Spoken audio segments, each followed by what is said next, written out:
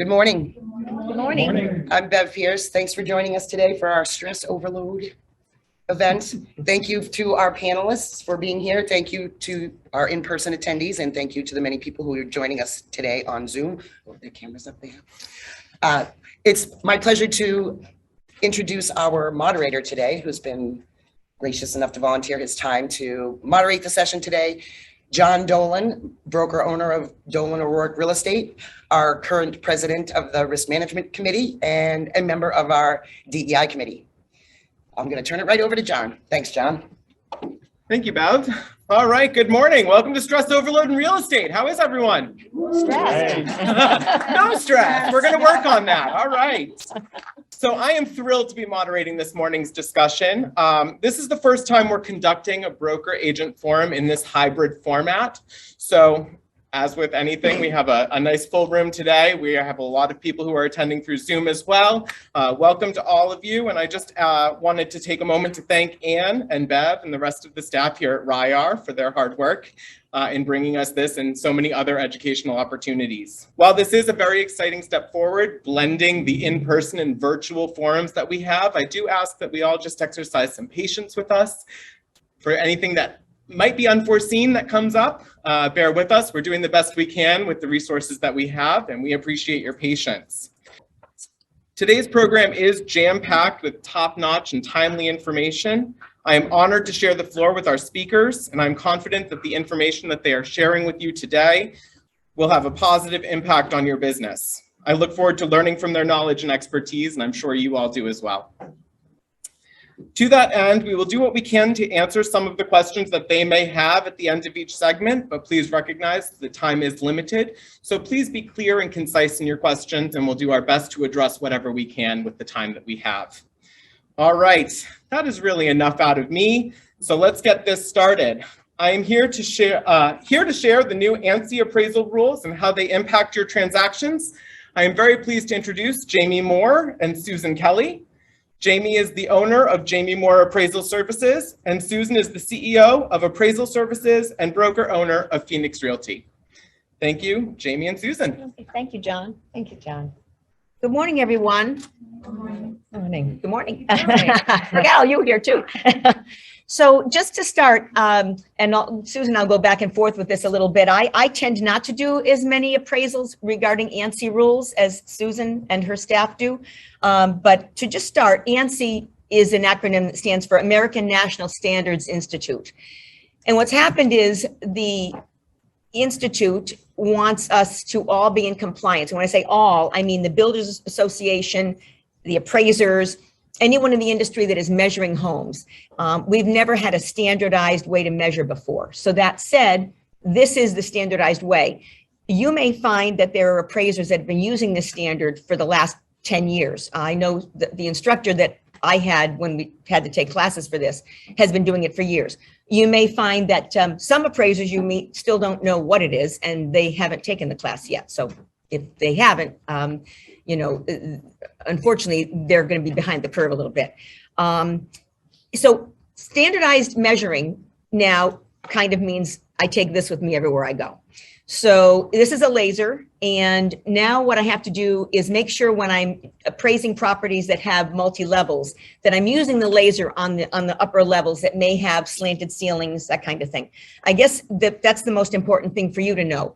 It's not going to change your daily appraisal life with an appraiser too much. If it's a single family house, that's when we're going to deal with it. If it's a multifamily or a condominium that's not freestanding as a condominium, those don't get included. So no condos, no multifamilies, no houses that are not Fannie Mae guidelines. If it's a estate sale, something that's being done for divorce work, those kinds of things, that's not part of Fannie Mae guidelines, that's not included. So most of my work tends to be private work. That's why I'm not doing as much of it as I say I'm going to defer to Susan. But that said, when you're talking about how to measure, ranches, pretty much standard, same as they've always been. Assuming the ceiling height is 7 feet, at least, there's no change. It's when you get in the higher upper levels, you want to make sure that you've got 7 feet of height. Let's say the second floor is a cape, okay? And maybe it's not quite 7 feet. Maybe it's 6 feet. That's when I use this and I find out. if it's 6 feet, that area is going to be counted. It's just not going to be counted on the same line as it used to be. So I tried to show this. I don't have a screen to show you this right now, but if you look at an appraisal, you know that there's square footage in one area that's above grade living area. You've got below grade living area, which is your basement, which is not living area. It's below grade, and that's basement. It's always been basement. That's not changed at all. I think some people think that that's different now. That's not changed. Below grade is below grade. But there's another location where I can put non-calculated living area, and that's where that extra is going to go. If you've got space that's below 7 feet, it can be called non-calculated. You're still going to get fair share, you're still going to get your value for that. It's just going to be in a different spot. So I think people are concerned that, oh no, my house is 2,000 square feet. Now it's only 1,000 because that second floor, which was 1,000, you're not going to count it. We're going to count it. It's just not going to be counted in the same place. So don't worry that you're going to lose out in that respect.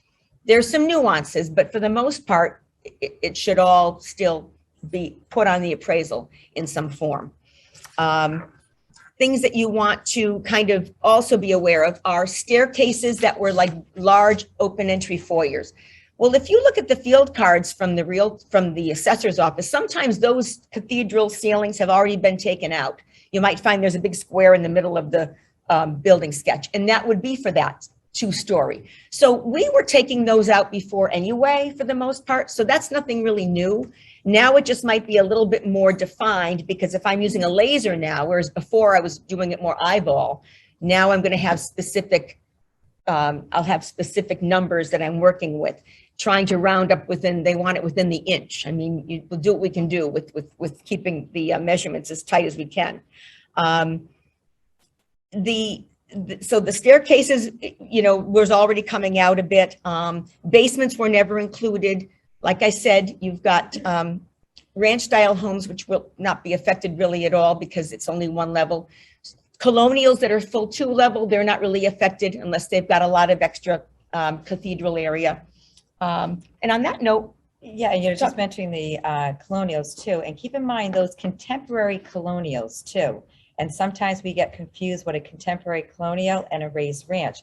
And keep in mind that when we talk about the basement area, all 4 sides of the home have to be exposed. So that means you have to actually be able to walk out, not that you're going to be walking out all 4 sides, but from the exterior, you can actually see in that none of that exterior is covered by any of the landscaping, okay? So that means even if you go down by a couple of steps, you're still going down below grade.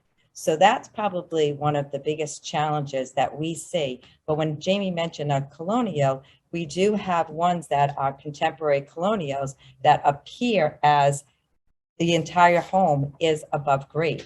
Okay, so because when you go into the home, when you walk in, the entire first level is exposed. Unlike a raised ranch, when you go in, many times you could have 2-3 sides exposed and it would just be one side that's not exposed. So, and like Jamie said, as appraisers, many of us have been more or less continuing. We've been doing this now right along, appraising in this ANSI way. And the reason why is many of us have been doing FHA right along. FHA has required us throughout the years to follow this type of procedure. And like Jamie said, it's really a standardized procedure that they really want us to follow. For us as appraisers, we're going to embrace it because we really have no other choice. So Jamie brought up a great point about the basement and what some of the things that we're dealing with right now as appraisers. And like Jamie said, we have 7-8 appraisers working in the field. We do 95% lender work. We do most of Rhode Island and Massachusetts. We, since April 1st, we're not running into this often, but we are running into it.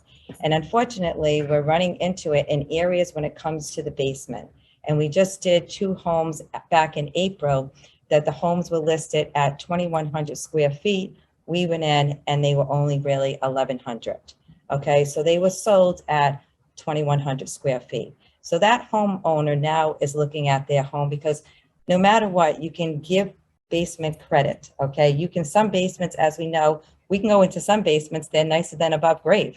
I mean, they're beautiful. And it's like, yes, like we try to give it as much value as we possibly can, but keep it in mind, we still have to put it on a different line number and be able to justify it that it doesn't compete with your above grade living area. So for those two, and this was after ANSI now.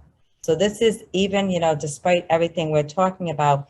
And that to me is what, when Jamie's referring to the second and third floor, that is challenging. It's challenging for us as appraisers, like 5 feet, is that like 1 inch off? Like, you know, we're not that good, like it's difficult. So like the basement one is pretty straightforward. That's one that you really can't, we understand why people want to include that basement because it looks better to the person purchasing the house, but it's very misleading.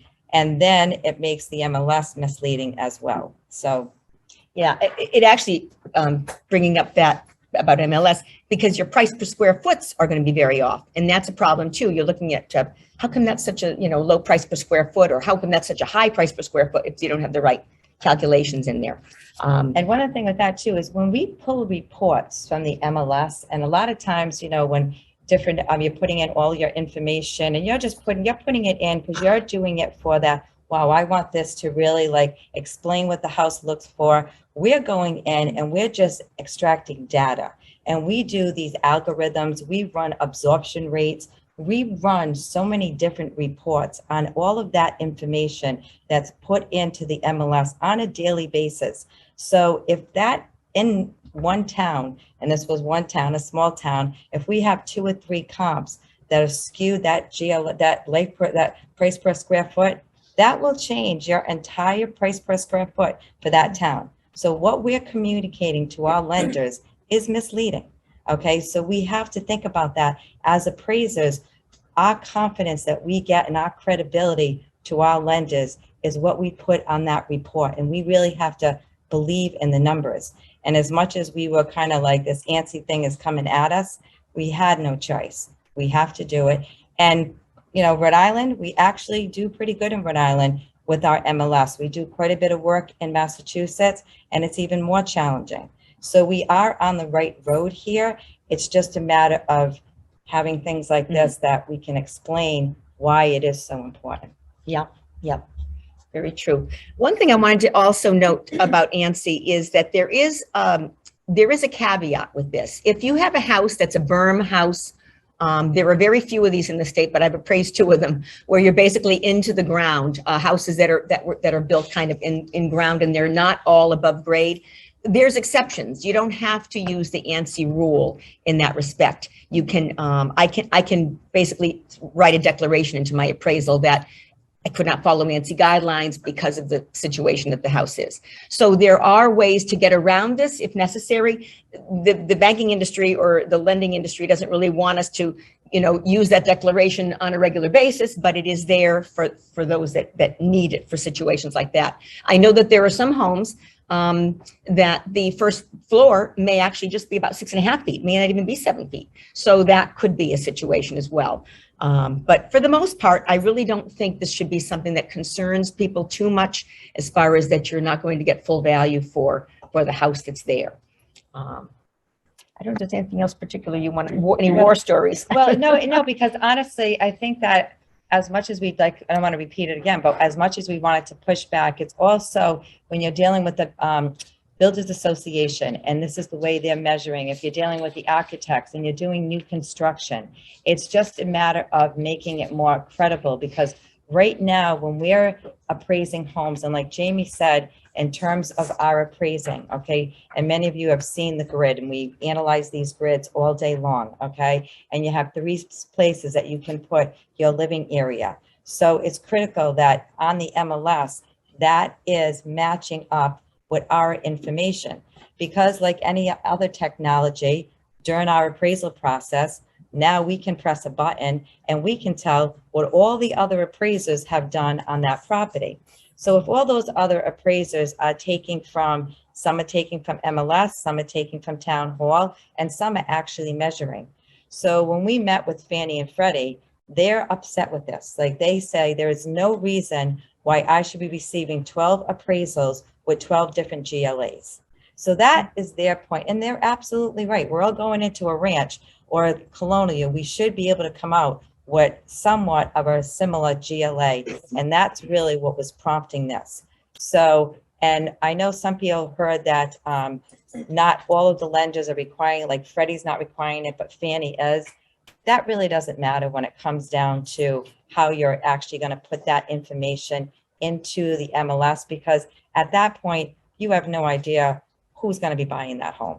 So, you know, it's kind of a moot point, but from an appraiser's point of view, the credibility of that comp that's going in there, okay? And then eventually an appraiser is going to analyze, or maybe not, analyze that comp that just sold and put in the correct data. But with that being said, keep in mind, 40% of appraisal waivers are going on right now.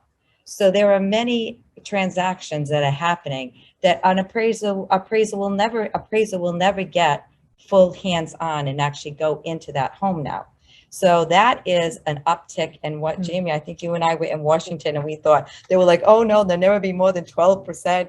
We're at Right. 40% right now. Yeah, that's a good point to bring up, because I don't know that some of the realtors out there that we're talking to have any idea that they may find there's not an appraisal done on their sale because the buyer's able to get a waiver. And when I'm teaching classes to the realtors, my attitude about that is that's fine. Don't, you know, if your buyer doesn't want an appraisal, that's fine. But just make sure you're not the person on the, you know, in the front line as their realtor, telling them that, you know, you may want to say to them, I should say, you may want to say to them, I would recommend you still get your own appraisal done. I recommend that you maybe still talk to somebody, or if they don't, that's fine, but you might want them to sign a little waiver for you saying that you talked to them about it and they declined, only because I don't want to see that the realtor becomes the front person if something goes bad and they look at you and say, well, you told me I didn't need an appraisal. No, no, you didn't, you know? So just make sure that you're aware. If the waiver comes about and your buyer says, that's great, I'm saving $500 or whatever, you know, I'm saving money. I'm like, all well and good, but know that, you know, there should be something in the file so that you're not feeling like it's on you. Good point. And also, they're not only saving the $500, the lender's saying to them, I'm going to be able to expedite that now. So now we're going to be able to eliminate having that appraisal, and everyone doesn't want to deal with the appraisal. Let's face it, we don't get like, everyone's nice, like, oh, here comes the appraiser. And then they're like, oh, okay. You know, so, but that's okay. And so that's a great point. The other thing we're seeing is quite a bit of waiving the inspections. Okay. And that we're seeing, and I know that's really not under our realm, but I can't tell you how many, when we go in now as appraisers, they're like, oh, we're not having the inspection. You're doing that. No, the appraiser is not a home inspector. And we have put that into our reports, because I've actually spoken to some lenders and they said, well, you know, you're still doing the appraisal. You still have eyes on it. We are not required to look at the disclosures on the homes, okay? And that is really, according to some appraisers will pull disclosures, okay? And we don't have to discuss who does it. We do, you know, some people do it. I think it's a great tool. I think that it gives you more information as an appraiser. Some appraisers feel differently, because the more you know, then that opens up a whole different world, and maybe they have to investigate that further, and that could cause an issue with the transaction. But we are seeing a lot more of that going on. So please make sure that, you know, that is not the appraiser's responsibility if there is no inspection. So. I just got a little note to talk a little bit about split level and tri-level homes. So split levels, I guess we can call a raised ranch. Sometimes a raised ranch is split level to some people, or you might find it's more of a tri-level, split level. Again, if you've got partially or in a regular raised ranch, you'd have it below grade, you'd have a basement level and the first floor. And that lower level is typically going to be at least partially below grade. So that's going to be your basement area. Sometimes in a split level, or if you want to say a tri-level even, you've got your garage down here and you've got maybe a side room next to it, a family room or something on that first level. And then you're going to go up, and your first level, or the other side, that's your main living area, is going to have basement underneath. And then, of course, over the garage area, you're going to have your bedrooms. So if that's your tri-level, a lot of times that first floor where your garage is and the room that might be next to the garage, many times that is above grade. Because again, if I could walk out the back door, walk out the front door, if there were doors on all sides, and walk toward the house and it's all above grade, then I'm considering that gross living area. That is truly above grade. If it's partially below grade because there's like a berm in front of you and there's earth on one side or the other, then it's not above grade. And I know that can get kind of, the semantics of that can get kind of crazy because you're like, well, it looks like you could walk out the front, looks like you could walk out the back. But if you've got earth kind of above it and you really couldn't go through both sides of it without hitting into the earth, it's not truly above grade. So that's where that semantic comes into play about tri-level. Usually a split level or a raised ranch is fairly easy. You've got, it's definitely going to be below grade because it's basement area.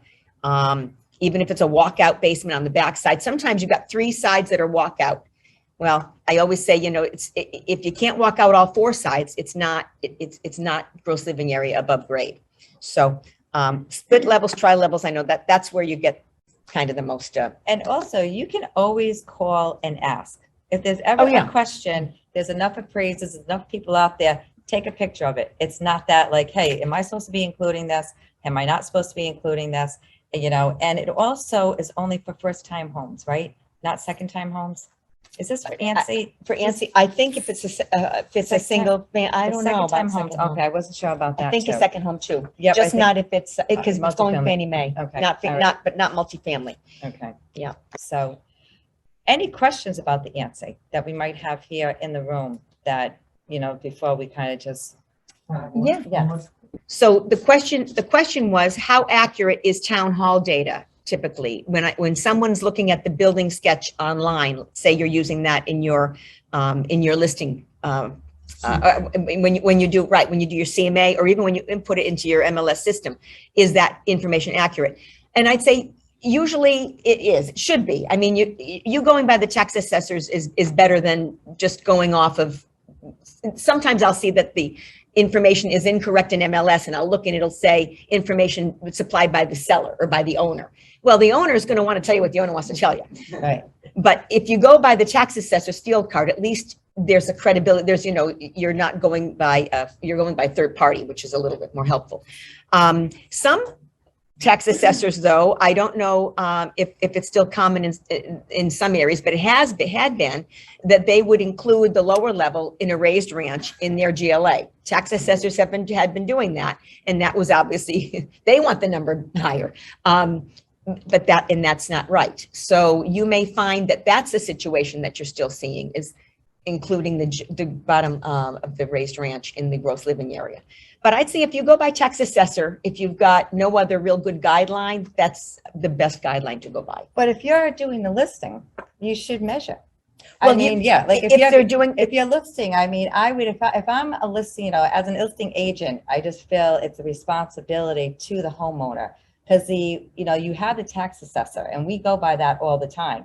And is there variation? Yeah, there's definitely some variation, not a lot, but even if it's like for our comps, we compare every one of our comps to the town assessors, okay? Because that's what we have. We can't go out to our comps and measure them, okay? And there is definitely a discrepancy at that point.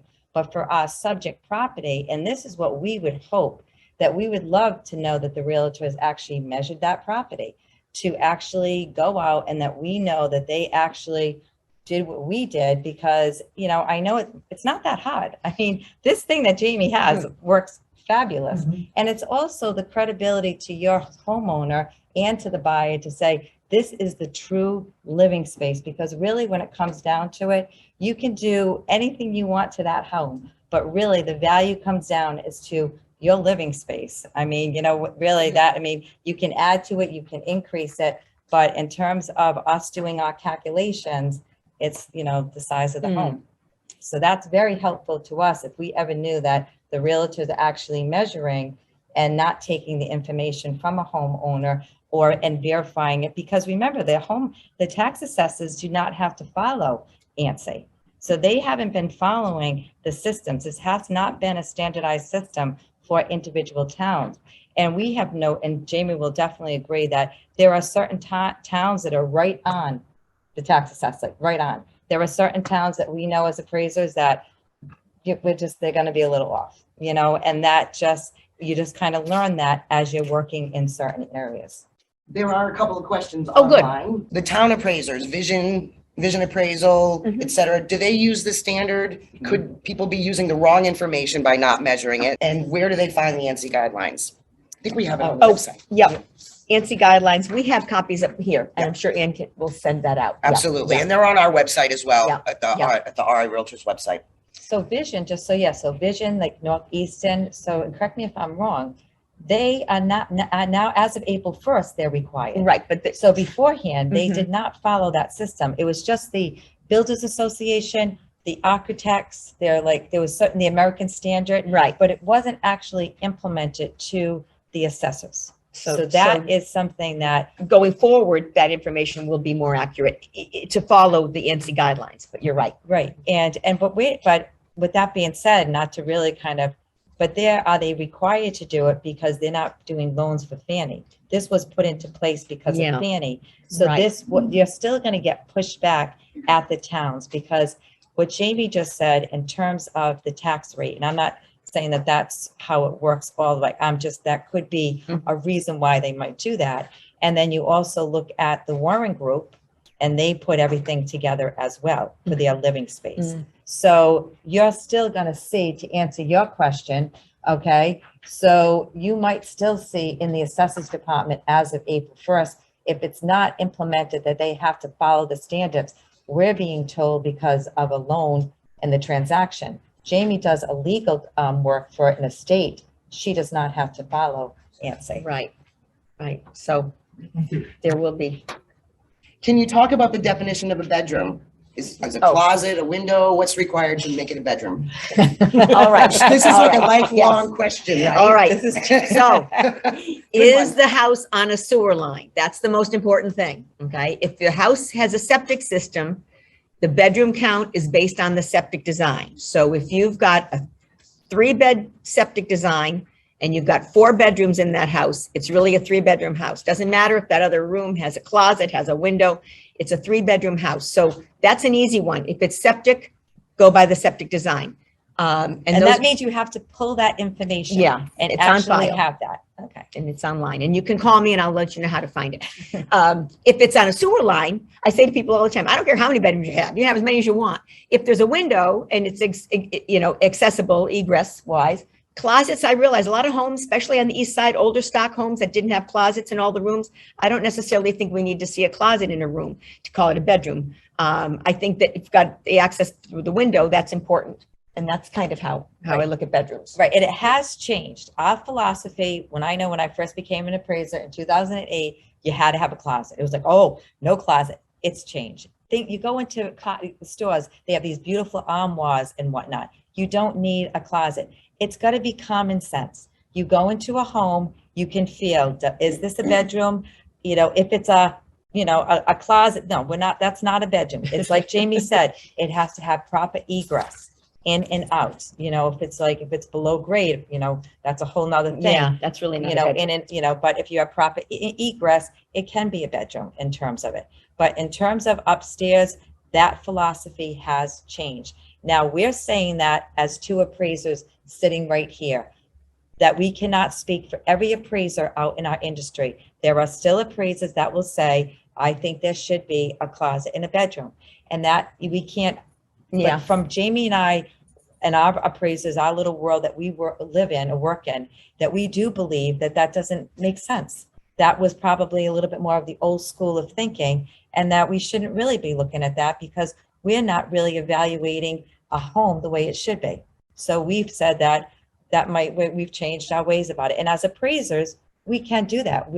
Our job is to go in and analyze and see how we're interpreting the property and how is it being used. We are here to communicate to our lenders and what we're seeing and come up with some type of opinion of value. Can I tag on to that question? Yeah. What about the pass-through bedrooms? So, Or rooms yeah. you have to walk through to get to I another know. room? I know, that's a hard one. Yeah. Because the older houses, right. So So sometimes I'll try to get away with calling, if it's a room and then a bedroom behind it, I'll call that a den, and then the bedroom behind it. And I realize there's a bed in there. I don't care. I'm not going to try to hit it hard for not having, like, if that's the third bedroom, well, I'll use 2-bed comps. I'll use 3-bed comps. I'm not going to try to hit hard for being not really a bedroom, because I know they use it that way. And it's an older stock home, and chances are my other comparables are older stock, and I've got something that's going to be a little comparable, hopefully. Yeah. So yeah, And that's a great point, what Jamie just said, is that if you are doing a similar, what the railroad apartment, like exactly Yeah. what Jamie just said, is that you can justify that by saying, similar to your comps, that they are similar in nature. So it's not a functional deficiency or Right. anything like that. And yes, exactly. It's kind of, once you, like we just said, interpreting what a bedroom is. You can interpret that, and you're not gonna, if someone calls you into court for it, you can have grounds to stand up. So. So we have another add-on to that question. Okay. So Jack and Jill, you Oh, have the bathroom? bathroom? The bathroom. Yep. And again, that was very typical back in the day too. So similarly, hopefully I'm in the same stock of houses I'm appraising. I might have others like that. I don't know necessarily, but I'm not going to hit it for being functional utility. It would be a functional utility issue if today you're building a house and that's the only way you get to the bathroom, really. Right. But again, that's kind of in the same, on the same line. Yes. Is there a class that we can take to learn how to measure? Right. Mhm. Okay, Ann is telling us that it was a timely question, Wendy, because there is actually one in development, so stay tuned for that. Launch in September. September launch is what we're looking at. So, great question. Mhm. Jonathan would like to know the make and model of your laser, Oh, if I can say it. This is a Bosch, and it's called Blaze, and it's a good one. I like this one. Yeah, BSCH. BOSCH. Yeah, Bosch, and Blaze is the name of the model, I guess. Do you refer to floor plans that are posted to a listing by a professional? Would they be Mm. considered reliable for both agents Oh. and appraisers? we Great can question. Great question. And actually, I should have brought that up. If the property's not built when I do my appraisal and I have to work off of floor plans, I'm going to make a note in my appraisal. There's a declaration I can add. And basically it says, I'm relying on the floor plans for this appraisal because I can't measure it. And I'm assuming that they're going to be accurate, although there may be some changes, maybe the square footage is going to change a bit upon completion. I won't know that until the property is finished. So there is a declaration that I can put in the report to cover myself because I can't measure it, and also to kind of cover what may change as far as the builders. And then You do a lot of, we do a lot of new construction. And then what you do after that is you measure the property. Yeah. So you take those plans, and that, even though that's not a requirement, no matter what, once that property has been completed, you remeasure that property. It's just a good habit to get into. And we've done it now in the past, and it's not required, but yes, so we do a lot of new construction and we get that in, and yes. So that is something that we're seeing that. So I know our time is clicking, kind of, what time are we up? 10 to? You've got 2 more minutes if you have a last note to share, otherwise. I think that is a really great idea that they're going to do something about measuring. I think that that's important. To Susan's point earlier, I think that it is nice if you can all learn to measure your properties. I always say it's good to measure if it's an easy thing, just because you don't want to be a few feet off. I always think that if a house is small to begin with, and you find it's got a little more square footage than you realize, it's only going to help you. So you're better to measure And if you can. and actually, to go to your point too, it's amazing because a lot of times at the town halls, they don't take the time to do those bump outs. They don't, and I'm not saying that in a negative way, please do not. But as appraisers, we have to measure everything. So we can find that little bit of extra space. So, sometimes when you go out there as a realtor and you're, looking for, measuring, and I also think for the listing agent, they're like, wow, you're measuring my property. That's pretty good, because it's just showing what you're selling here. And, so just to really have and it helps us to know that, in MLS that we're comparing apples to apples, so that, when making our adjustments. So if we're making an adjustments to a comp that the basement's not included, or say an appraiser didn't check to see if that town hall included that basement, that that would be totally skewed on your, it might not even be considered as a comp. Yeah. That's the yeah. other thing. You're not Yeah. even going to consider it as a Mhm. comp. So, but this was great. So. All right. All right, thank you. Jamie, Thank you. Susan, thank you so Thank you much for very that much. insight. Thank you. Switch over. Please bear with us while we shuffle some seats. Our next presenters are going to be chatting about their insights and expertise regarding buyer consultation, how to establish services that a buyer needs, and how to talk about compensation. So it is my pleasure to welcome Beverly Pierce and Joe McCarthy. Joe is the founder and principal broker of August Associates, and Bev, many of you know, is the corporate training manager with RIAR. She is also an accredited buyer representative and Right Start instructor. Before we dive into their discussion, I do just want to remind everyone to be mindful of antitrust laws. Remember, realtors are competitors, and healthy competition is what allows the market to survive. This classroom should be a forum for sharing ideas, fostering open discussion among the participants, but RIAR and today's presenters do not in any way encourage or sanction any particular business practices. So just be mindful of that in your comments and questions. All right, Joe and Bev, take it away. Thank you. I'm gonna begin. All right, well, thank you for having me. Normally Kevin Dumont would be here with us today. He's our ABR specialist, but unfortunately he's under the weather, so you get me instead. I want to throw up a poll here because I would like to know how many of you guys perform a buyer consult already? How many of you guys do that with a buyer? So you guys can just raise your hands. Ah, cool. Lots of hands, lots of hands. All right, I'm going to end that there because it looks like the majority of you guys are saying yes. So we're glad to hear that. So we're just going to talk a little bit. I mean, obviously we can't talk about the entire buyer consultation today. We're just going to give you a few little tidbits, and hopefully that's going to pique your interest. And those of you who haven't already come in and taken classes like the accredited buyer representative or the Right Start program, hopefully that will encourage you to take a look at some of those where we go into a lot of detail on your buyer consultation. One of the most important things I think when you're working with your buyer is getting in front of them, right, and sitting them down for that buyer consult. What's the goal of that buyer consultation? What is your goal for your buyer consultation? Someone sign them up, right? Get the contract. But how are you going to do that? Learn their needs. Okay. What really the bottom line is you've got to demonstrate your value, right? That's one of the things that you're going to do during your buyer consult. But all of these other suggestions over here are part of that. So you need to sit down with them. You need to have a structured buyer consult.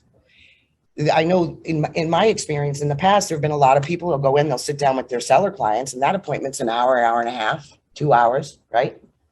But the buyer consult's 5 minutes. You got to give the same amount of time to your buyer as you would to your seller. So demonstrating your value. What are some ways you guys demonstrate your value? Explaining the process. Explaining the process. Educating. It's all about education, right? That's one of the ways you're going to demonstrate your value. You can sit down, you got to educate them about the entire process.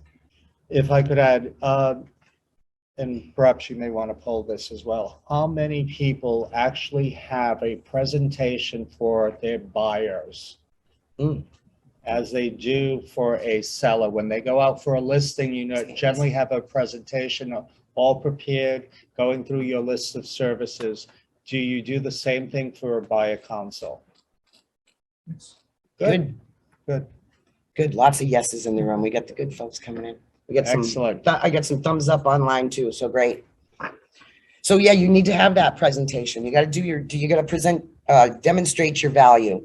One of the things that you do in your buyer consultation is, as we said over here, listen to their needs, right? Listen to their needs. You've got to explain what you can do for them.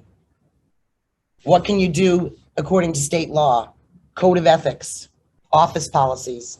All of that stuff comes into play, right? Sue Kelly was just mentioning, can you measure the house for a buyer? And I think that's a great idea, right? Another service to add. In that way, you know that your buyer is, or that the listing information in the GLA is accurate.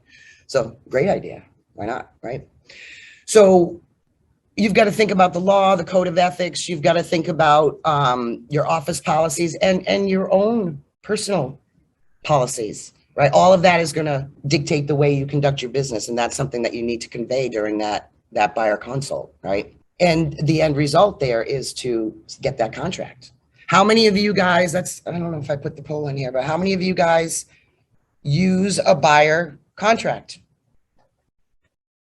Before I started working for the association, I think I was in the field for almost 11 years. And that was one of the most difficult things for me. I should have taken ABR way back then. Because that was one of the most difficult things for me. And then way back then too, it was still kind of a new thing, buyer agency, you know.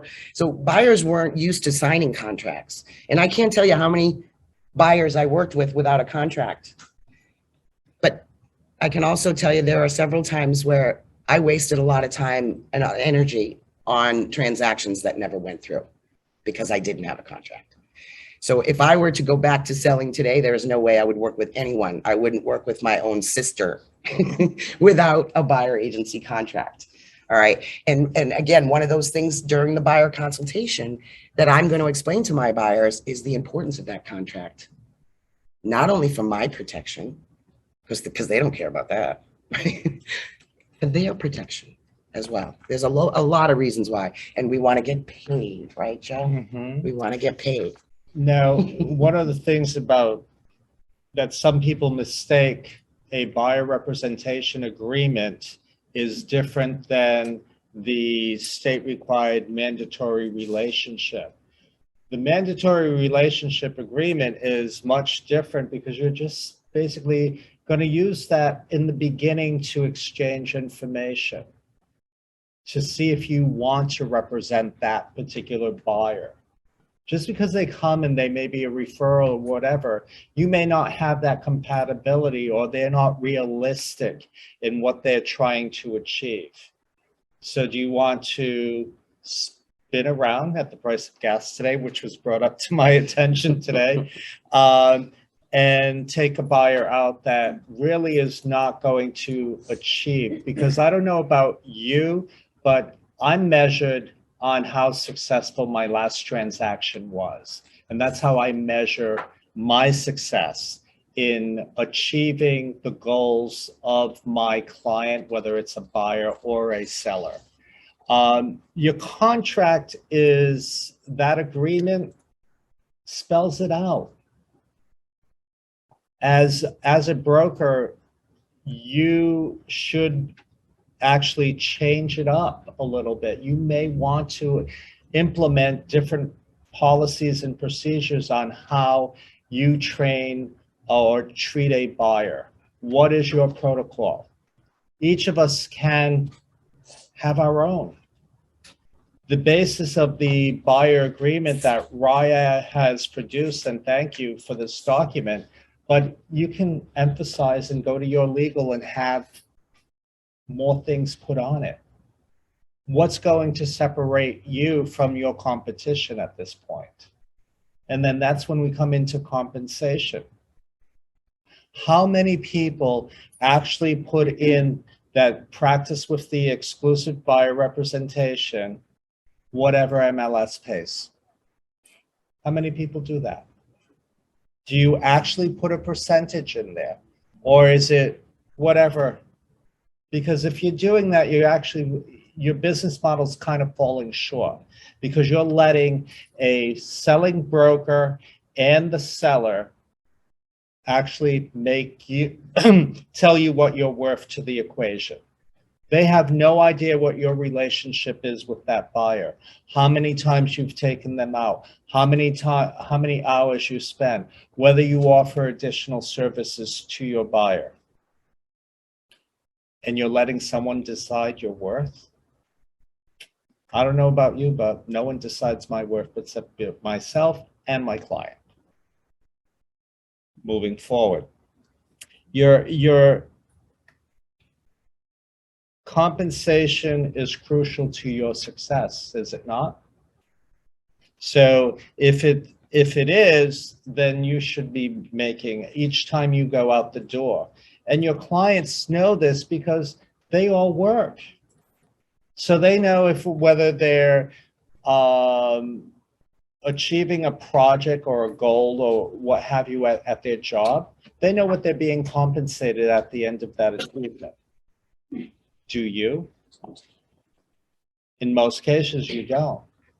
Because if you're implementing on your agreement that it is what's ever on MLS, then you have no idea what your compensating factor is. So those of us that work under projections and goals and really treat our business as such, as a business, where you have a little graph and you make your achievements and so on, how can you do that? Or better yet, how about the practitioners that are out there and they won't show a property unless they're being compensated a certain percent? But yet their buyer doesn't know that. So are you really practicing your business model for you or for your client? Because let's face it, we see that out in the field a lot, at least I do. That I feel that the agent is actually working for themselves and not for the best interests of their client. Sad, but it's true. This way of practice will actually help you that you're always working for your client's best interests because you always know your bottom line. Now, we run into buyers that are first-time home buyers. That's an issue in some cases because they may have limited resources. So it's up to the brokers in the room and or to implement a procedure on how compensation is going to work. Put that right into your buyer consultation, right? That first appointment. Well, what happens is they forget, right? All of our buyers, they forget, or our clients in general will forget what they agreed upon. So now we come in, we've run out, we see a property and would like to make an offer. Does anyone have a net sheet that they use for a buyer when making an offer? Ah, great. All right. In that net sheet should have that information, and they should be informed at that point in time that this is what they would have to yield to the company or how that differential is going to be yield. Without the net sheet, they'll get a surprise at the closing and they will have a very bad taste in their mouths for the service that you just provided because the unknown just hit them. And unfortunately, I see it a lot. So the net sheet is very crucial. Our practice at my company, it's primarily we supply with each offer, we sit down with our buyers and go through this. With Zoom and everything else, we're doing it via Zoom, but they have a copy of it beforehand and they understand what their obligation is to the company, if need be, if there is one. In some cases, there may not be one. So the buyer's having limited assets, but one of the other things that you have to be familiar with is certain lenders are not in the practice. They don't like the fact that, what is this fee? Even closing attorneys, what is this fee? What do you mean the buyer's agent sending a commission statement? But we're having a commission statement from the seller, and now we're gonna have one from the buyer. Took me, I started doing this, 2001, 2002, to educate not only the lenders, but also the closing attorneys, the title companies, as to, yes, we are entitled to compensation. We are providing a service. There is nothing illegal about it. Here's the disclosure. Here's the agreement agreeing to that. Here's how the disbursement is going to be, because that buyer fee, whatever you want to call it, that buyer fee disclosure is something that we also provide. Lenders today, if the buyer does not walk in with that agreement at the time of their application, you may not be able to put it on the tip. So keep that in mind, that it will not be included. And that's going to be a problem because now you have a fee structure that you're not reporting because it's not transparent.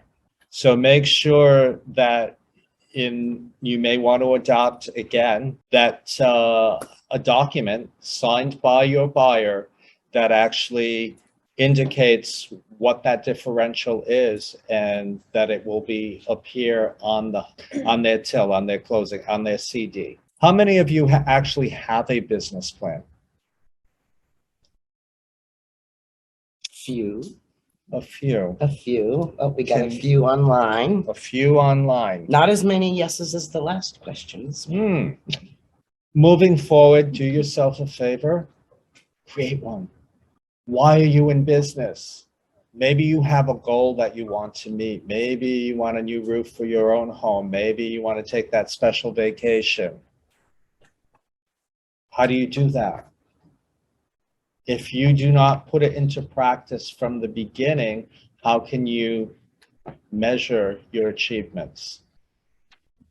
I mean, let's face it, we're in a people business, and in that people business, it comes with a little drama, which some of us like. And then you also have, what else? Successes and failures. How many of us have gone out into the field and have worked with a buyer for 7 months and have made countless offers on properties, and then what? That's from the listing agent. Then what happens? They walk away because we didn't have a contract, because we didn't show them value, we didn't show them worth. When you're doing your consultation, what are you doing? I mean, some people will say, how can you actually talk about compensation to a buyer during that consultation? How do you derive at your value? Well, in my presentation, it shows them the value. Well, I used to hear stories that, oh, well, your clients are from, they're first-time home buyers and they don't know any better. I said, oh, you're wrong. My first-time home buyers actually are so educated that they know better, more sometimes than secondary buyers. They know what to look for. And you do all that in your consultation, right? It- The education part. The education block comes Oh. there, and I also refer them perhaps to a first-time home buyer agency program that will educate them a little bit further on the process. But we try to educate them on the process from the beginning, what to expect, giving them a gear and a gauge of the market so that their expectations, that they understand in today's market, you need to be patient. I think that's a big thing. There's, your consultation has certain components that you want to have in there. And Joe obviously just touched on probably almost all of them. But a big one is setting the expectations, like he just said, especially in a market like today, buyers are so frustrated, and the ones that are the most frustrated are probably the ones that didn't have this all explained to them before they got out there. And that's part of demonstrating the value. So when you're thinking about that consultation, think about all the pieces that go into it, and so that your final goal and is achieved by getting that contract signed and your compensation agreement agreed to. One of the, I was just touching base about your value and how you're come into the equation about that compensation and having that conversation. That conversation needs to really reflect the amount of service that you give. A lot of people will say, but I interviewed another agent and they never presented a contract, an agreement. They never presented a mandatory. Well, this is how we roll. All right, so we're rolling in this direction. And this is how we're going to, what is our job really? We're negotiators. We make things happen. We're the fixers. I call myself a fixer at the end of the day. So we're the fixers. So by doing this, by spelling out what our duties are, and also making it clear to your client what their duties are, what's expected of them. That presentation should cover that. Because the last thing that you want is a non-cooperative client. Oh yeah, I really want a husband. No, I'm not sure. I like where I am. Well, maybe we need to reconsider this. How many of us actually sit down and find out, dive into their finances before signing them up? They may come to you with a letter of pre-qualification, but it was done a year ago. Or that interest rate that they thought they're not up on the market, so they're not up on that interest rate. Is that something that could be a service warranted thing to include? Second opinion. Factors. By showing value. We've been able to show value and perhaps reshopping the interest rate or the program that they might be in. So if you're well-versed in financing, and if you're not, perhaps you may want to take a class and get a little bit versatile, because there's more than just the standard FHA and the standard Fannie Mae, depending on your targeted areas. Now, if you're a buyer's broker and you're working with someone and you're not familiar with the area, is it in your best interest to sign that person? Is it in their best interest to have you represent them? You may want to consider referring them out. By the way, I'm available now. Bev, ABR. ABR, Yeah. the accredited buyer representative. Mm. That is an NAR designation, one of which that we offer here. Kevin is one of our ABR instructors. He's really great.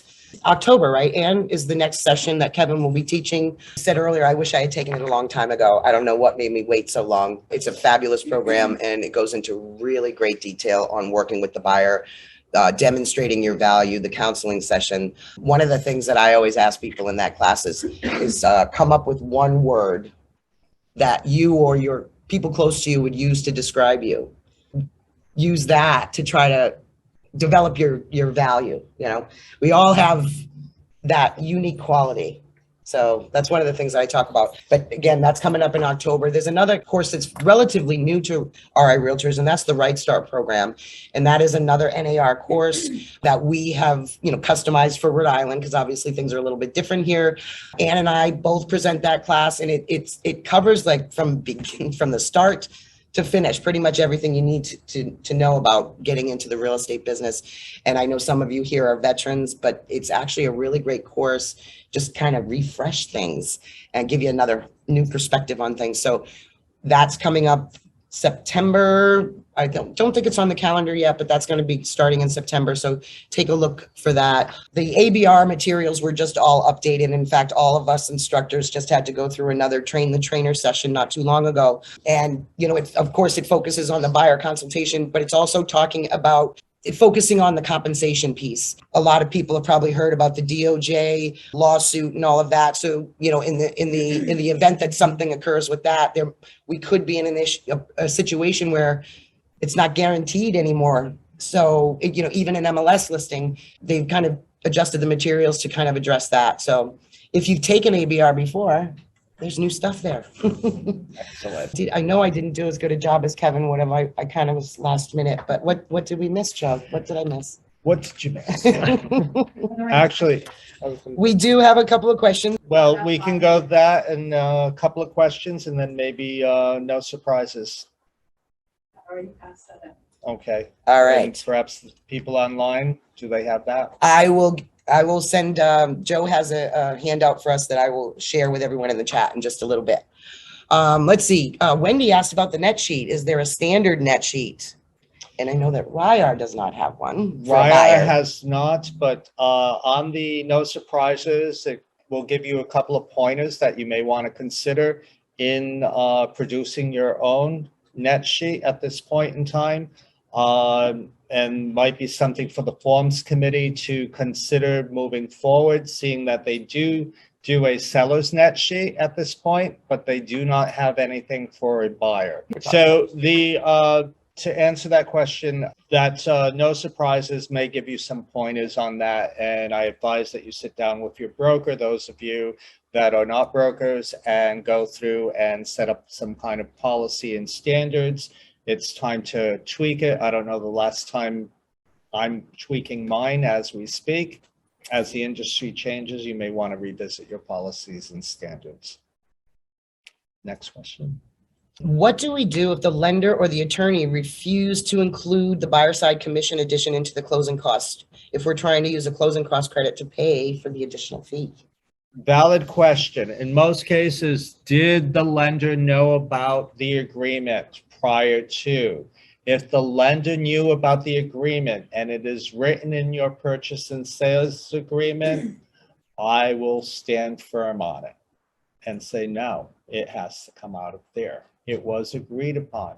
As long as the seller is also aware of that.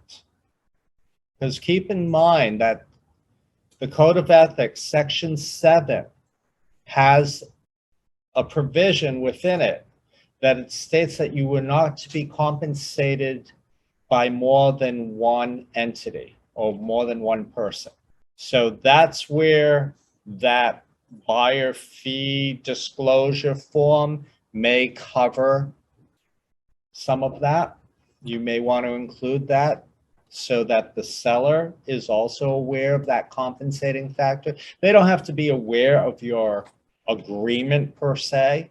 They just need to understand that X dollars are going to be provided by the buyer, or X dollars are going to come out of closing costs or a grant or what have you. Kevin is apparently logged on. Oh, We hope you feel better, okay. Kevin. Hi, Kevin. And he also mentioned the class, the buyer agent, that he also does, which I forgot about that one. That's a newer one too, right? That's a relatively new course that he's teaching. So keep an eye out for that. Thanks, Kevin. Linda Arquette has a question. Can you give more specifics about the ABR program cost and how many classes are CE credits included? Yes, there are 12 credits.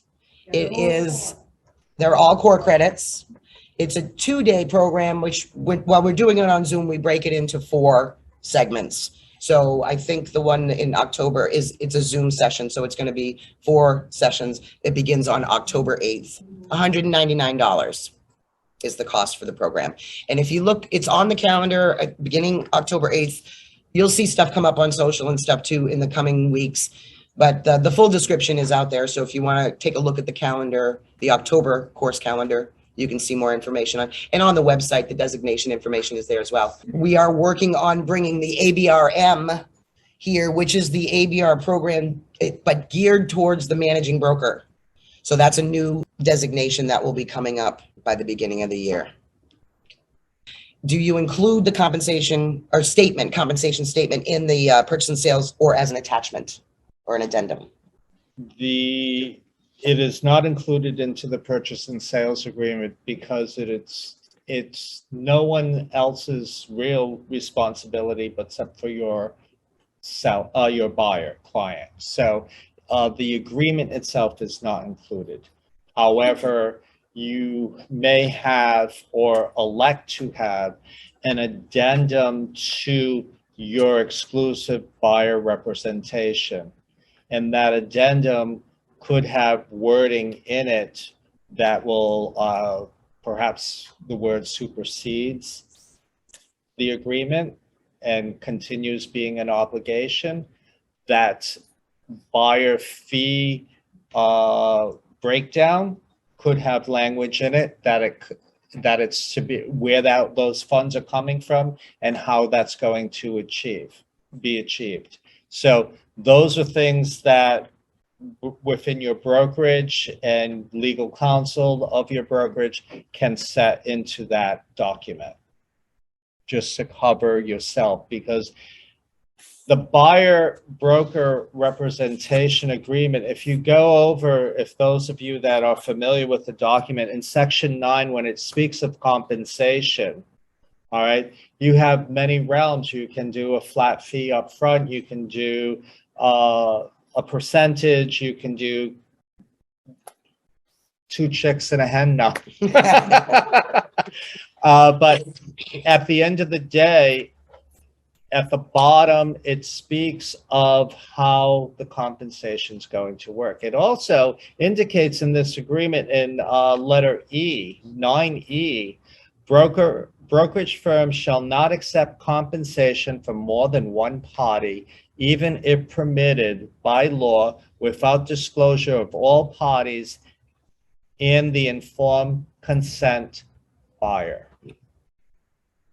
Thank you, That was guys. Bev, thank you for jumping in last minute in Kevin's absence. Kevin, we Thank miss you. you. Joe, thank you very Great much. job.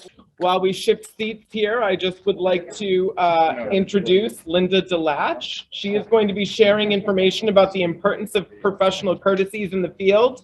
She's going to include some top issues that we face and who to contact for solutions. Linda is the chair of the Professional Development Committee and the sales associate with RE/MAX Premier Properties. Linda, the floor is yours. Thank you. Good morning, everyone. Thanks for joining us. So I have a question. Who can tell me what the golden rule is? So the golden rule is do unto others as you would have them do unto you. That's something that we need to apply in our everyday lives, especially in our professional lives. Helping our clients buy and sell real estate is one of the biggest, most important things we can do for our clients. And it's also rife with a lot of emotions. We're expected to be experts on almost everything that we do as far as it's related to buying and selling homes, but we're not, you know. Sometimes you do make a mistake, or sometimes you may need to take additional time to do a little more research for your clients. But our utmost goal is to be courteous to each other, be respectful, and do the best that we can for our clients. Would everyone agree? Okay. So I put together a couple talking points for some, in my opinion, and this is just my opinion, some of the most professional courtesies that are relevant in the field today, and what we should kind of be looking out for. Most importantly, like a big pet peeve of mine, and I'm sure a lot of other people's too, is you get a new listing on the market, your client is anxious to get out there, and you never get a return call, you never get a return inquiry. That's not a good thing to feel. You know, when you have your client asking you, do we have an appointment next Saturday? No, I'm still waiting to hear back from the realtor.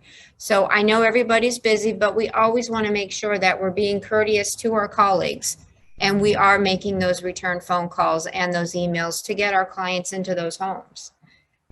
Another one is handling multiple offers. In this type of market, we are seeing the house goes on the market on a weekend, they do open houses, all of a sudden you have a highest and best that's due 12 o'clock on a Monday. You try to get as many people in there as possible, but you also want to be courteous to the folks that have already submitted an offer and give them a time to respond back to the offer when you're doing a multiple offer situation. I know sometimes, and there will be time for you guys to ask me some questions in the middle of this or towards the end of this, but I know sometimes that's something that's hard to deal with, especially on the listing side. You know, you're presenting all of these multiple offers to your clients. You're trying to explain everything to them, and then you have to make those phone calls back to your colleagues telling them that, oh, I'm so sorry, your client didn't get the offer. That's a hard phone call for anyone to make. It's not one of my favorites for sure. One of the other pet peeves I think we can all agree is not using the correct forms. How many times have you worked with clients, whether you're licensed in Rhode Island and Mass, and you're giving an offer on the wrong state form, and or maybe they're not really licensed in that other state? You know, that's a concern. I know that's a concern that we have out in the field. This is another big one, accessing property without permission. I think for the most part, we try to be very courteous about that, especially if it's the house is vacant and you were to share a lockbox with an agent and you trust them to go out, do the showing, and then come, and then, make sure the house is locked up, it's secured, the lights are off. It's fine if they want to go back for a second showing, but you really should be courteous and call and say, hey, I'm going to go back in for another time. So the agent knows when they're going back to the house in case something were to happen, in case the seller drives by and they say, hey, I saw somebody in the house today. I wasn't aware of it. You never told me that we had a showing today. The other thing with that too is not returning keys. We need to, I know, like, you're getting into a house and you have a lockbox and you're using the key, you go through the showing, you're going through everything, you're probably doing a million things, talking to your clients on the phone, you got to get to another appointment. Try to be conscientious and remember to return the key. Remember to return the key. I can't tell you how many times, listings of my own, I've had to go out and open the door again because someone lost the key, they didn't return a key. So again, it's just, and I'm not saying it's done intentionally, it's just we need to be a little bit more intentional with some of the things that we're doing out in the field.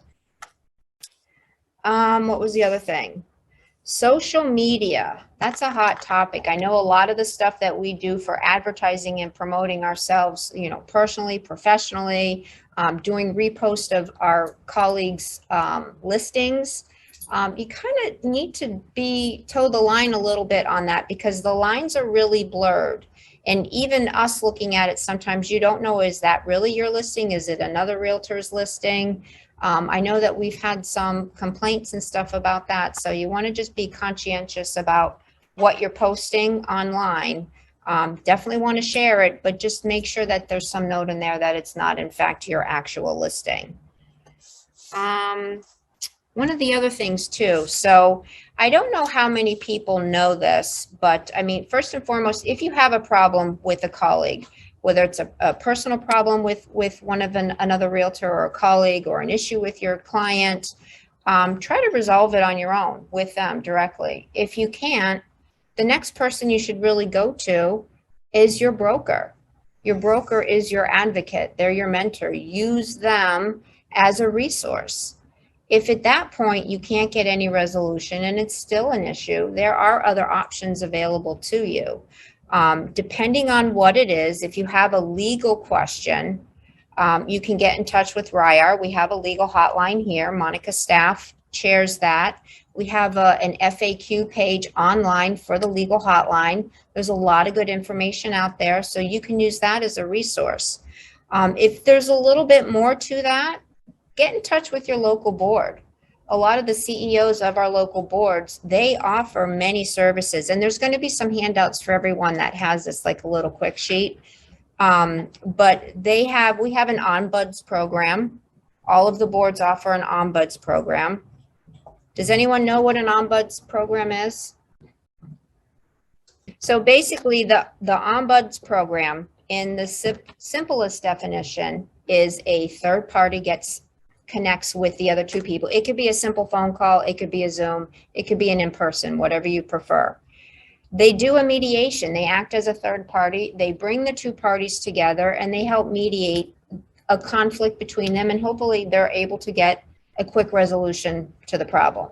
First and foremost, that's your best opportunity to try to get the problem resolved. We also have a mediation. Now, a mediation is a little bit more formal. All of the boards offer that as well. Someone would have to submit a form, do a request for mediation in writing to their local boards. And when you contact the local board, it has to be the board that you are a part of. We do a lot of shared services with the boards here. So we do have a group of people. I'm one of the mediators. There's a couple other here. So we do rotate and we do extend our services.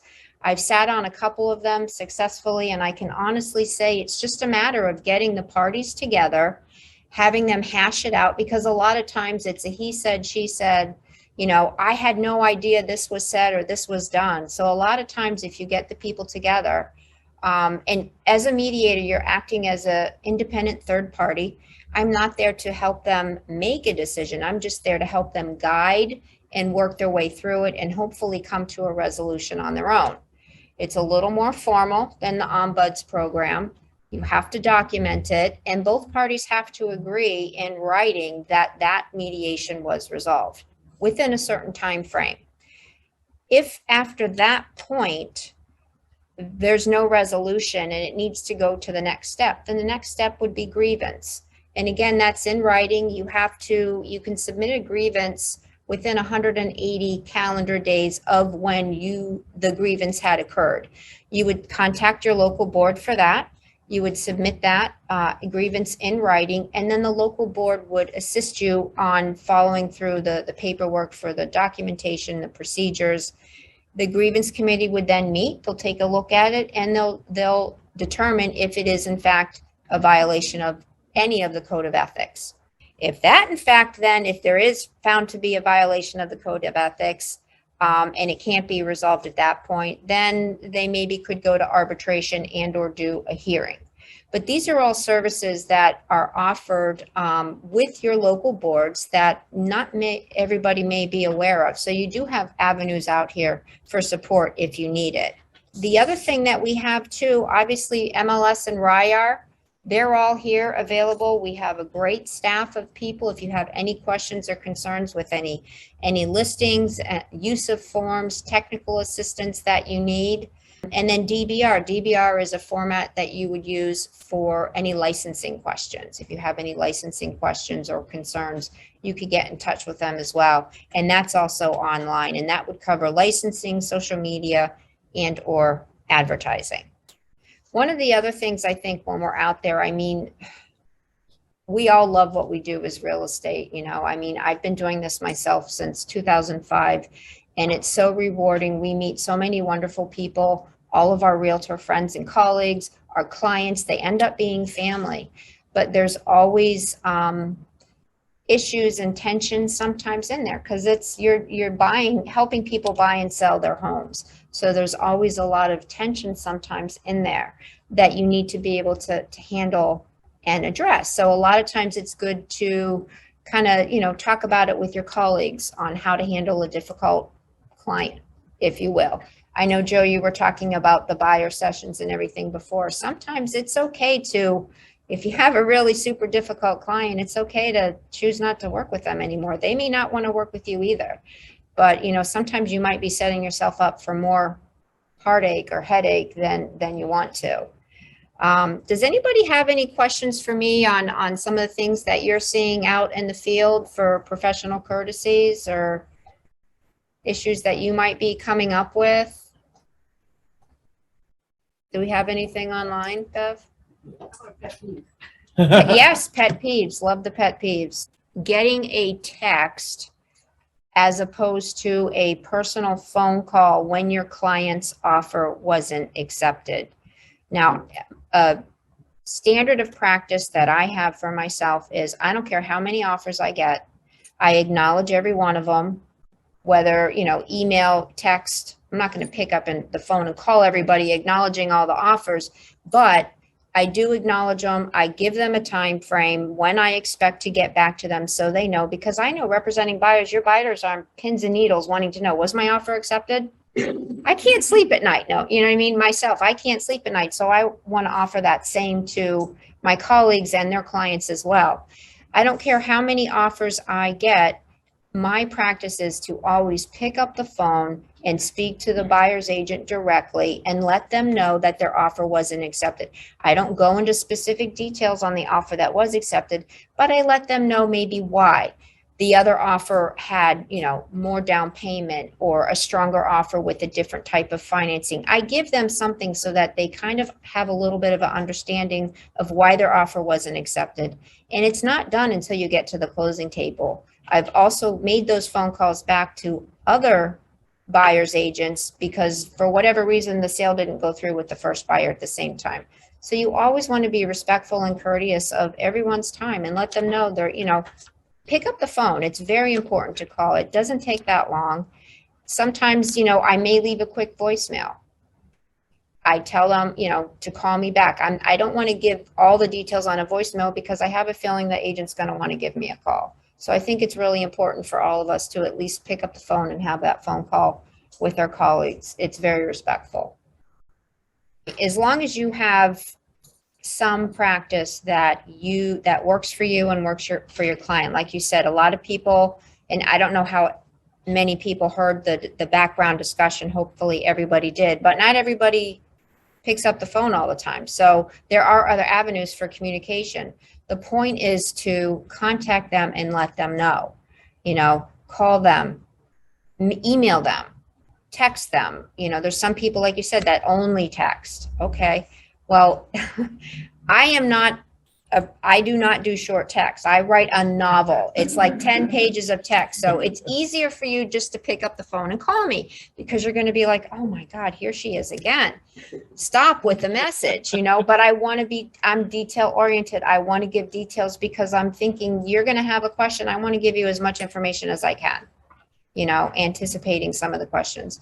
But I think that the key is to just make sure that you're courteous and you're contacting everybody back in a timely manner.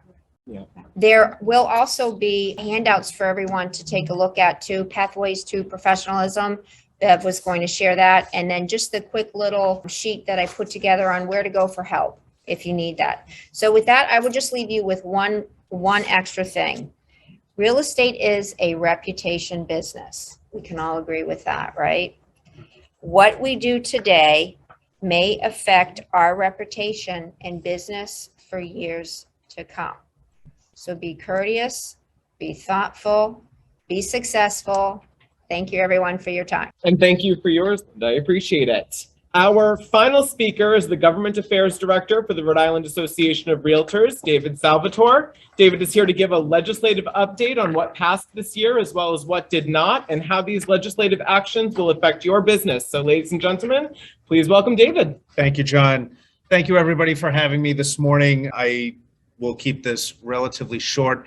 Whenever we're discussing government and elections and politics, a lot of questions come up. So I'll give a brief summary of what happened this legislative session and the issues that we advocated for on your behalf.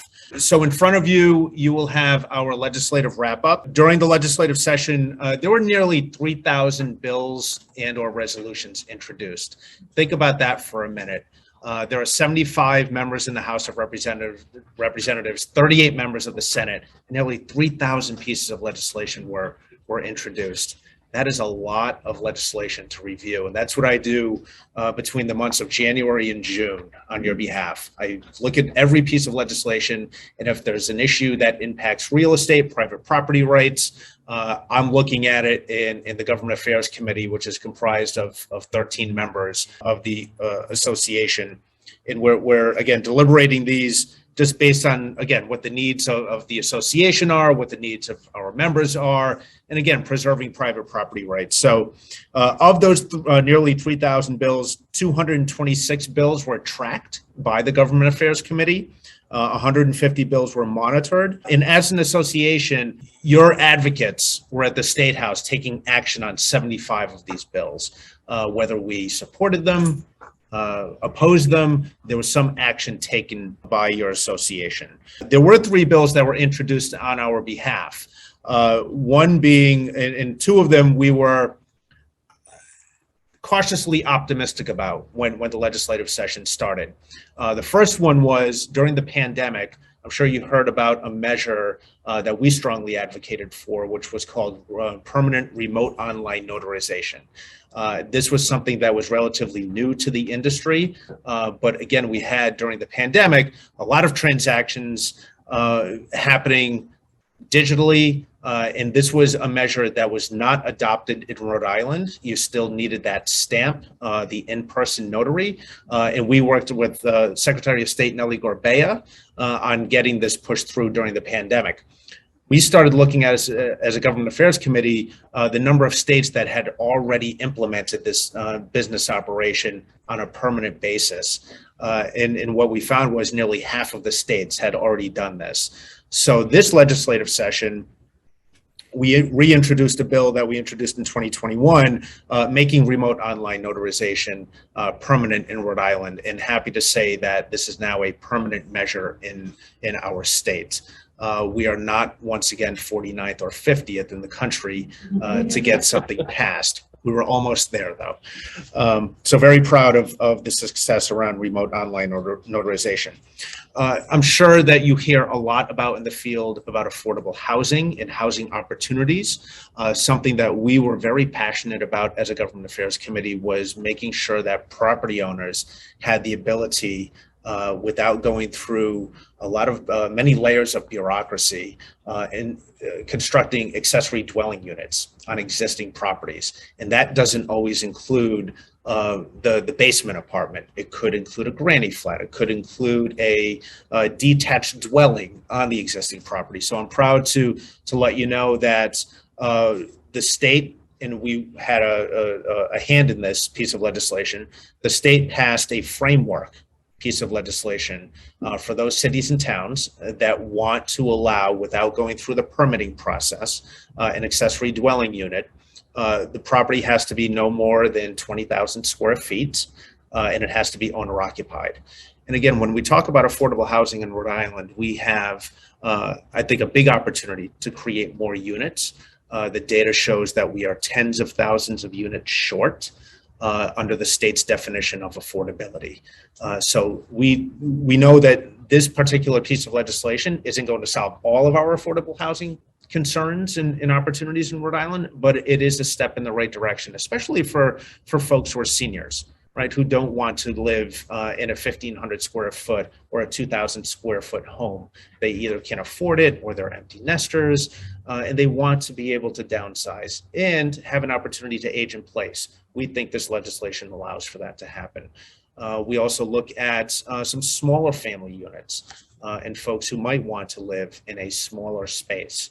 Sometimes 750 square feet. I'm sure many of you have heard of the tiny homes movement that's happening across the country. This is an opportunity to provide for those smaller dwelling spaces for some families. A third piece of legislation that was introduced, but it did not pass, was around written disclosures. And what we heard from practitioners in the field at times is the written disclosure is not always given to a buyer.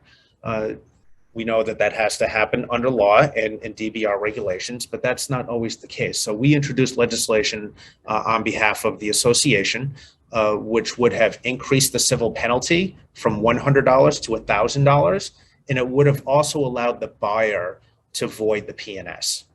Some General Assembly members were hesitant on voiding the transaction provision. So the bill did not pass. So what we're going to do is we're going to look at this bill again. We'll make some changes to it, and then we'll reintroduce it again in 2023. Okay. I talked about affordable housing. You might have heard that Governor McKee included an unprecedented amount of money in the state budget this year, $250 million for housing. This, while it seems like a lot of money based on the needs of Rhode Islanders, it's really not. It's a down payment in terms of what the need is for Rhode Island families, first-time home buyers, and sellers for that matter. So what I'll do is I'll give you a brief summary of what that $250 million consists of. $50 million for down payment assistance. This is something that we did discuss with the governor's office. While that seems like a lot of money, it isn't when you break it down at $17,500 for down payment assistance and closing costs. In this market, as you know, $17,500 is just not cutting it. That number might have worked 12 or 15 years ago. It's not working in 2022. So again, $17,500 is a start. There are other programs that I know you're all aware of, offered by Rhode Island Housing and some other agencies. So this could work in tandem with those other products. But again, we'll be strongly advocating for more down payment assistance moving forward, because we know that this is many times the biggest barrier for first-time home buyers. $90 million for affordable housing financing. So again, making sure that there's proper financing available when some homes either have to be rehabbed or be defined as affordable under the state's definition of affordability. Acquisition of properties for affordable housing conversion, $35 million. Workforce housing, $20 million. And this next one is something that we talked a lot about in the Government Affairs Committee, abandoned, vacant, and home repair programs. Only $25 million. This number needs to be, I don't want to say adjusted because it's already included in the 2023 budget, but we've been talking as a Government Affairs Committee about what we're doing with not only privately owned abandoned property, but publicly owned property as well. There's a piece of property, for instance, in the west end of Providence, the Armory Building. It's been laying dormant for a very long time. Perfect example of publicly owned property that could be used for housing purposes. And we know that there's more of this property available throughout the state of Rhode Island. So if we're going to address the tens of thousands of units needed on the affordable side, there is publicly owned property that could be used for adaptive creative reuse. We also learned during the pandemic that commercial properties aren't being utilized as much because now folks have options in terms of working from their living room or in their basement. So we're seeing a lot of vacancies in the commercial space. The question is, what do we do with them now? And we think that there's an opportunity to adaptively, creatively reuse these properties for housing purposes, especially in a market where costs continue to go up based on very low supply and inventory. Okay. What else did we work on? Main Street revitalization. Happy to see that there was a $5 million investment made in the FY23 budget around our main streets. This sends a clear message to Washington, especially the Build Back Better bill, which at some point could be passed if the House and the Senate and the executive branch, the president, could get together and reach some compromise on. I think when Washington sees local municipalities and state government leveraging resources in this way, there's an opportunity to leverage then federal resources to address our main streets. Again, especially since the pandemic, there have been vacant storefronts, not only here in Rhode Island, but across the country. So again, this sends a clear message to Washington that Rhode Island is serious about revitalizing their main streets. Comprehensive permits. This is a streamlined approach to developing affordable housing. Many times developers won't have to go through the many layers of, again, bureaucracy to get affordable housing built. So this increases the amount of set-aside affordable units from 25% in that development to 30%, something that the realtors support. And it also provides for an opportunity to, again, get these affordable developments constructed quicker than in the past. And we touched on abandoned and vacant state-owned property. Happy to report that the House and the Senate passed legislation that's going to create a commission around this. And we could have some membership as the composition is created. When I say we could see a realtor member who is an attorney on that commission. We talked a lot about, again, affordable housing and what that means to Rhode Island. You should know that under the state's definition of affordability, every municipality is to deem at least 10% of their housing stock as affordable. Can anybody, or does anybody know how many municipalities are meeting that number currently? 6. 6%. 6 municipalities out of 39 cities and towns in Rhode Can you Island. share which ones they are? Providence, Newport, Woonsocket, Burrowville. No, No. Lincoln's not on there. Burrowville is relatively new. Wow. Pawtucket is not on there.